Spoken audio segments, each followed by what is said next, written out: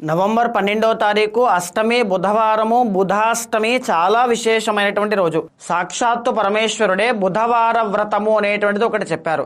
ఎవరైతే వ్యాపారం చేస్తున్నారో, ఎవరైతే కలియుగంలో ఎన్ని పూజలు చేసినా, ఎన్ని వ్రతాలు చేసినా, ఎంత జపము చేసినా, ఎంత సాధన చేసినా, ఎంత కష్టపడినా ఎలాంటి రిజల్ట్స్ లేక బాధపడుతున్న వాళ్ళకి డబ్బు రావాలి అన్నా, వ్యాపారం పెరగాలి అన్నా, వ్యవసాయంలో ముందుకు వెళ్ళాలి అన్నా, కమ్యూనికేషన్ డిపార్ట్మెంట్ అండి, ఎనీథింగ్ ఎక్స్పాండ్ అవ్వాలి అనేటువంటిది ఏదైనా ఉంటే బుధవార వ్రతము అనేటువంటిది బుధవారం నాడు బుధాష్టమి రోజు ఆచరించాలి.